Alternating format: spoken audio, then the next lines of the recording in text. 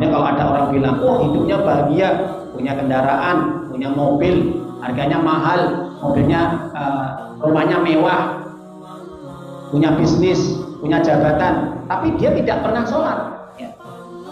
Itu bahagia di dunia, ya materi, bahagia karena materi. Tapi dalam akhiratnya dia tidak akan pernah merasakan bahagia. Kenapa? Hidupnya terombang-ambing dalam kesesatan.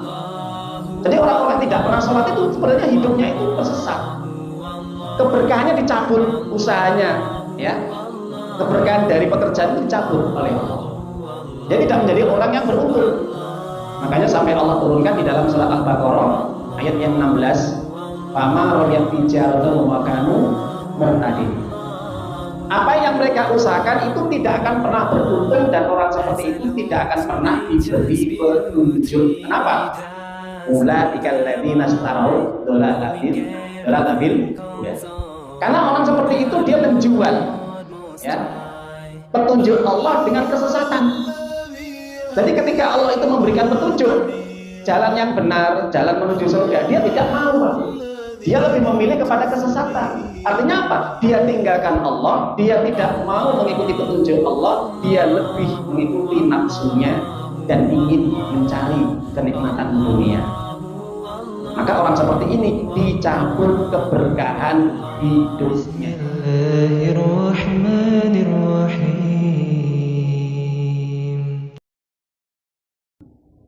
Para jamaah Bapak Ibu yang dimuliakan oleh Allah Subhanahu wa taala, bahwa orang yang beruntung adalah orang-orang yang beriman. Itu diawali di dalam surat Al-Mu'minun ayat yang pertama. Nanti bisa dibuka Al-Qur'annya, ya.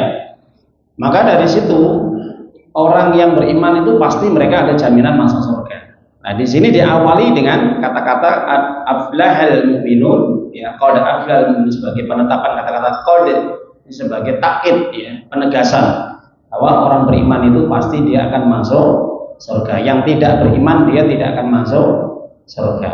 Sekarang saya akan jelaskan berdasarkan dalil-dalil di dalam Al-Quran dan hadis-hadis Nabi yang sahih.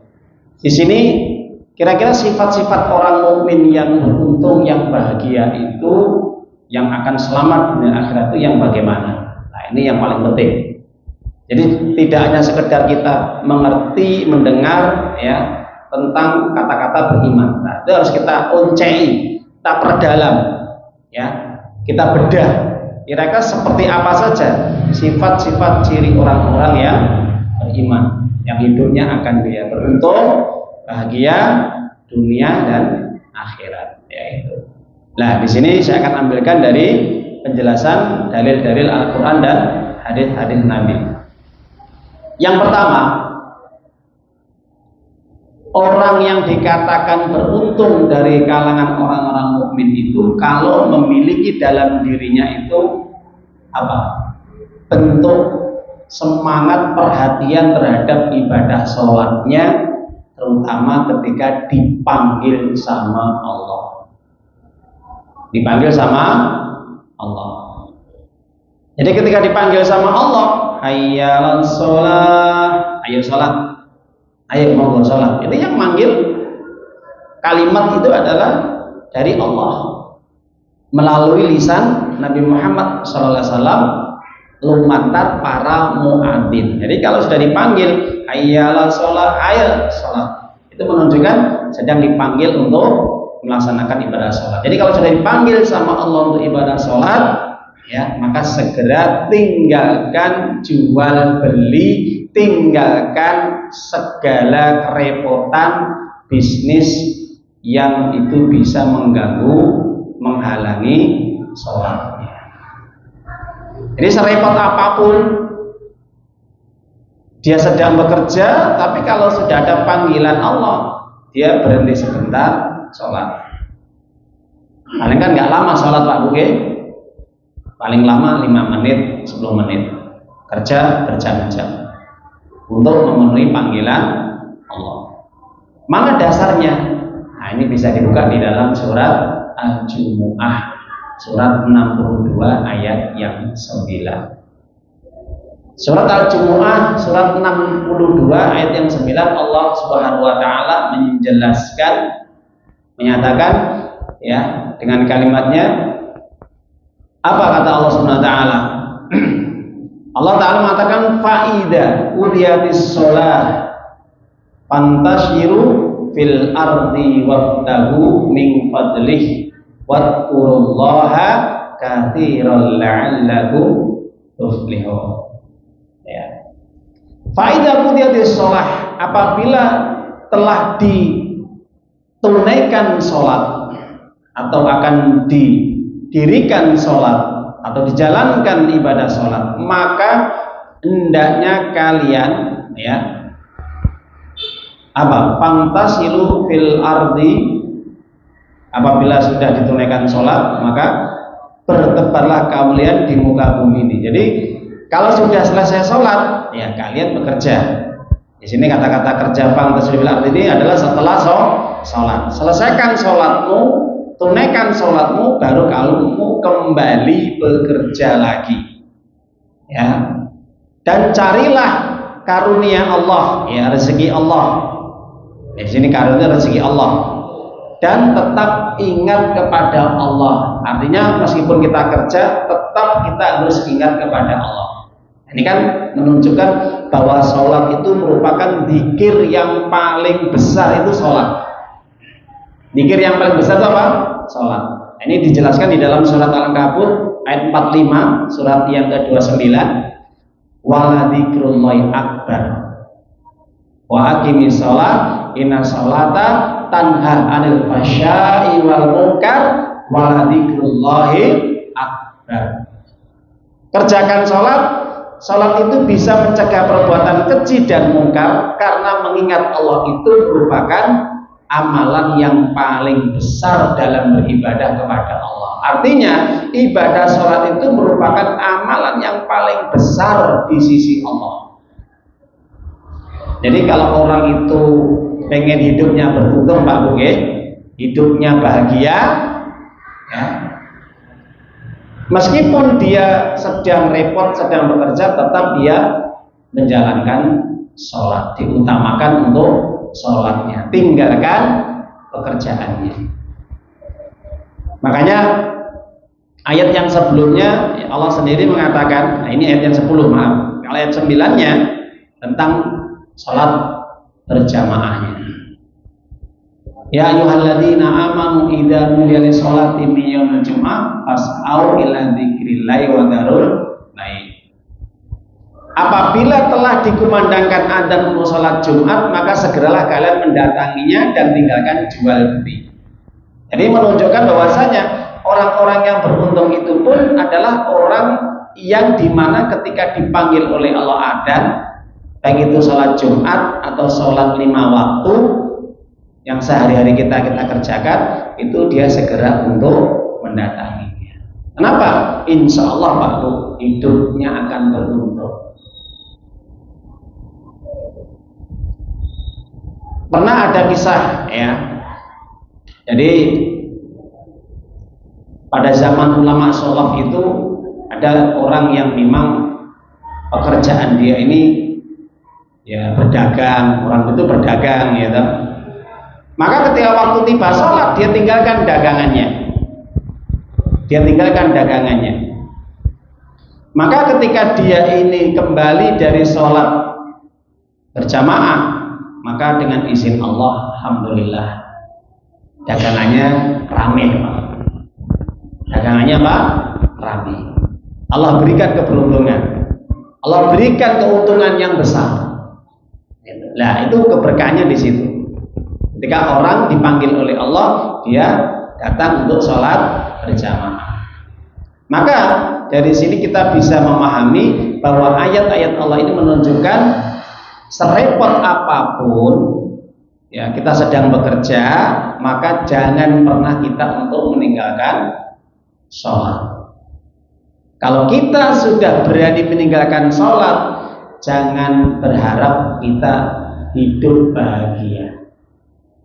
Makanya kalau ada orang bilang, oh hidupnya bahagia, punya kendaraan, punya mobil, harganya mahal, mobilnya, rumahnya mewah, punya bisnis, punya jabatan, tapi dia tidak pernah sholat, ya. Itu bahagia di dunia, ya materi. Bahagia karena materi.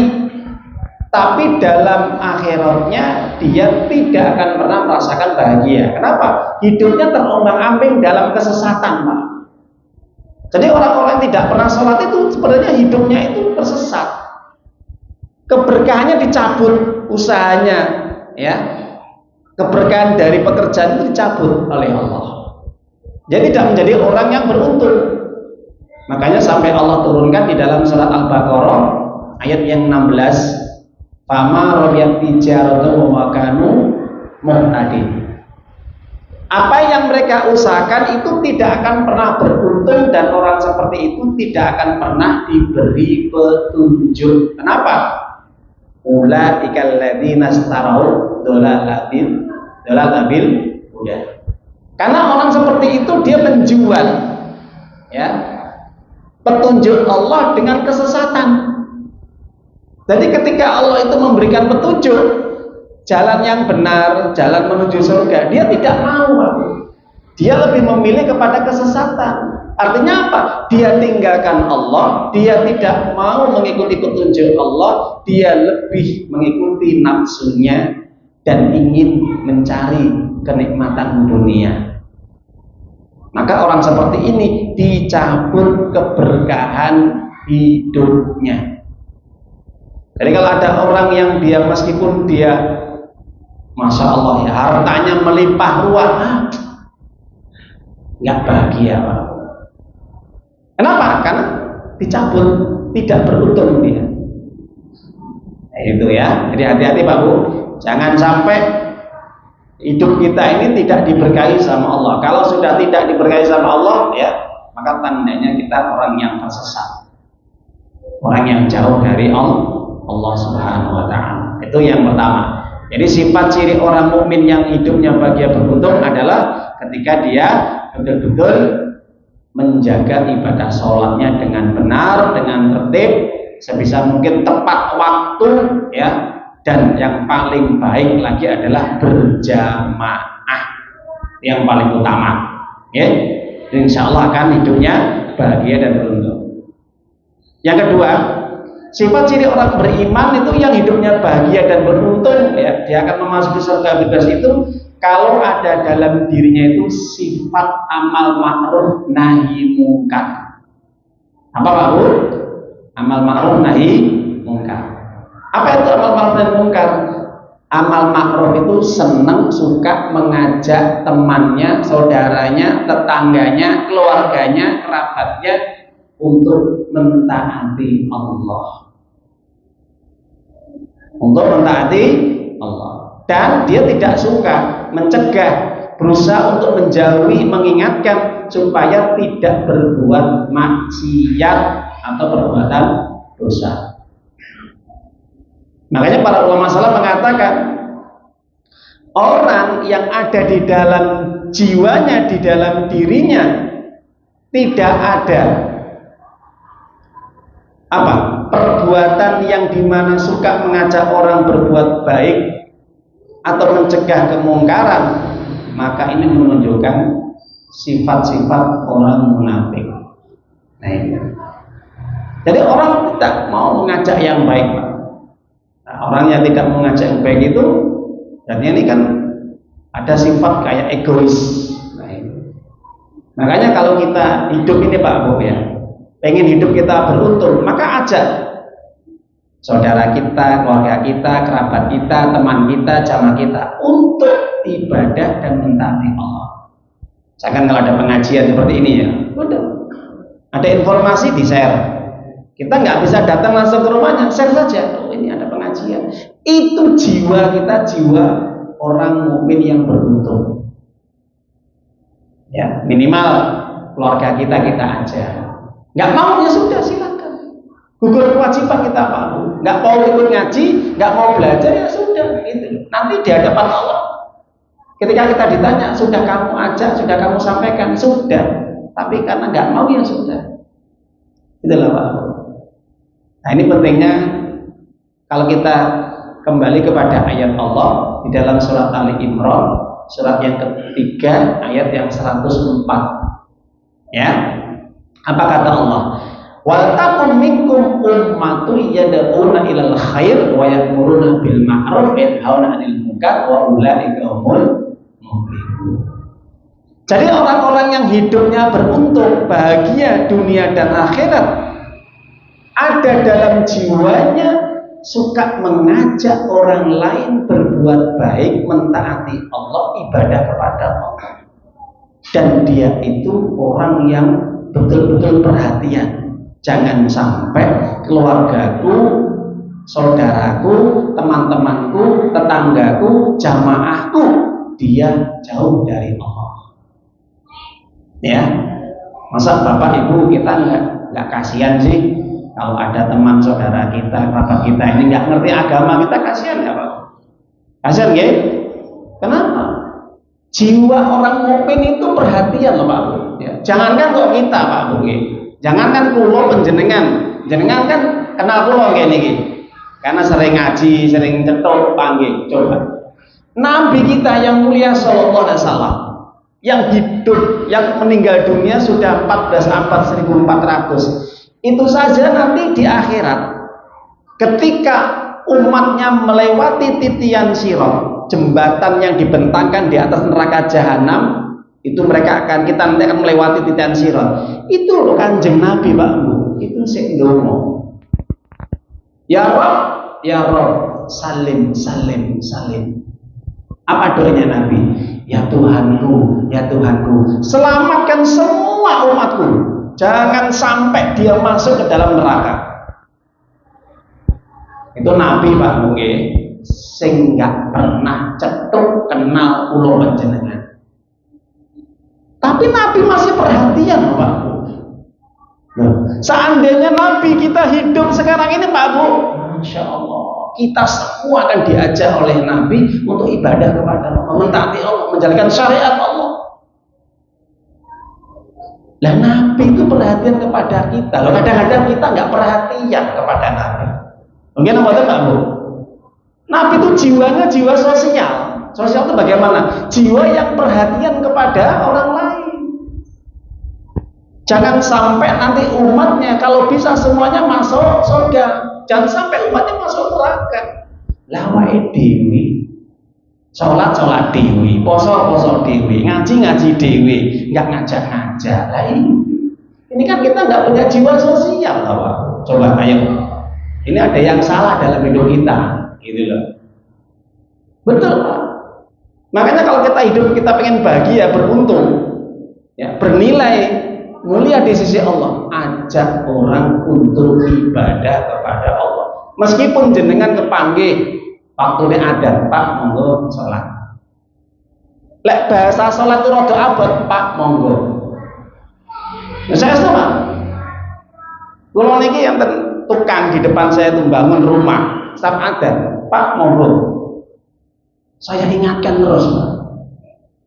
Ya kan dia ngerti ya pakai kopiah, pakai sarung, mbak motor mau ke masjid waktu ada. Tetap monggo Pak.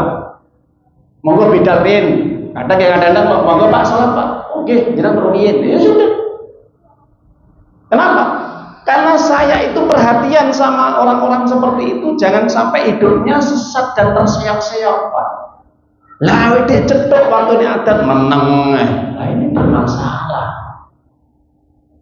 Cuek, bebek kayak orang bego kalau orang Jakarta itu bilang. Ya. Jangan sampai seperti itu Pak Bu. Kita nggak perhatian terhadap keluarga, saudara, kerabat, tetangga untuk mengajak orang lain beribadah kepada Allah. Jangan sampai. Kasihan. Ya. Kenapa? Nabi itu melihat umatnya disiksa di dalam neraka itu nggak rela Pak Bu, nggak rela Bu Pak, ya. Nggak ridho. Kenapa? Luar biasa. Siksaan di neraka itu luar biasa panasnya. Nabi itu nyawang meresani umatnya disiksa itu nggak rela, apalagi kita. Ya. Nah makanya ini penting sekali.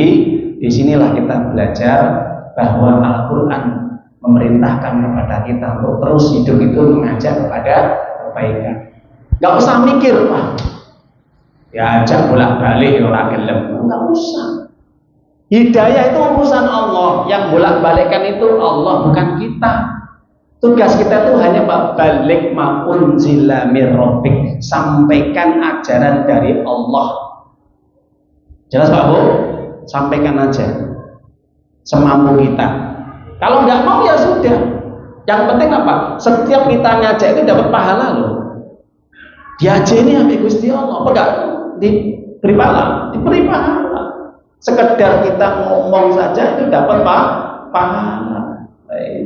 Makanya kalau orang pengen dapat pahala banyak Pak Bu ya, bukan hanya sedekah saja.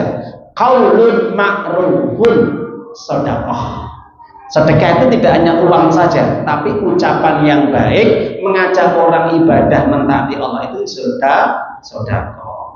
Bahkan itu lebih utama Pak Bu. Kenapa? Kadang orang sedekah dengan harta, yang saya Pak Bu itu kadang-kadang itu kalau orang itu sedang ada masalah, nanti diungkit-ungkit itu bisa terjadi. Akhirnya pahala sedekahnya batal, hilang. Pernah Pak Bu, kita dapati sedekah diungkit-ungkit. Pernah? Hati-hati jangan-jangan nanti menimpa kita ya. Oh bisa tak kayak sakmene ora kelingan to kowe.